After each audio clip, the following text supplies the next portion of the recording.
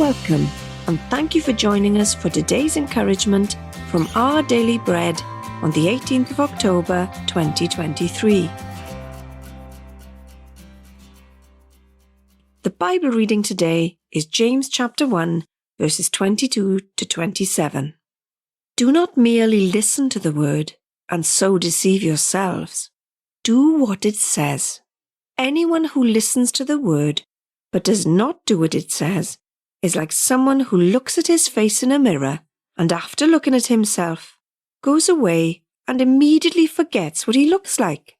But whoever looks intently into the perfect law that gives freedom and continues in it, not forgetting what they have heard, but doing it, they will be blessed in what they do.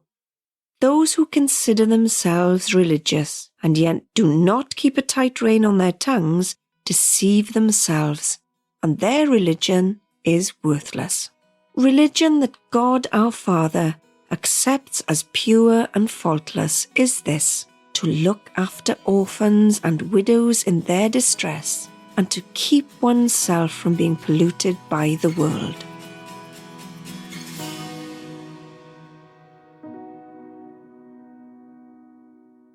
Today's article, titled Blessing Others, was written by Amy Boucher-Pye.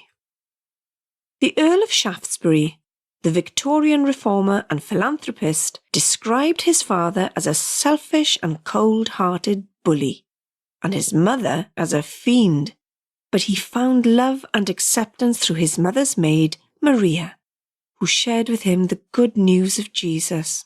He committed to following Jesus at the age of 6, and God's mercy and love would carry him through incredibly tough times. For instance, at 7, he was sent to a public school where the treatment was starvation and cruelty. Maria died when he was only 10, leaving him heartbroken. Having endured such a painful childhood, Shaftesbury later used his political and social clout to implement changes in law to protect children from being exploited. His social action was born out of his love for God and daily Bible reading and prayer. He followed the instruction of James, writing to the Christians scattered about, to look after the orphans and widows in their distress, and to keep oneself from being polluted by the world. He was a keen proponent of both care for the vulnerable and seeking to be pure before God. God used Shaftesbury greatly, redeeming the heartache of his childhood as he lived out his faith and beliefs.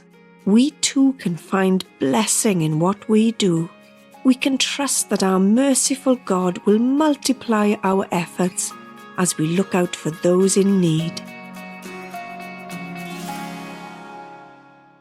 Let's pray. Reforming God, you make all things new. You can take the hard things I experience and redeem them. Use me for your glory. Amen. Thank you for listening today. My name is Lorraine, and today's encouragement was provided by Our Daily Bread Ministries.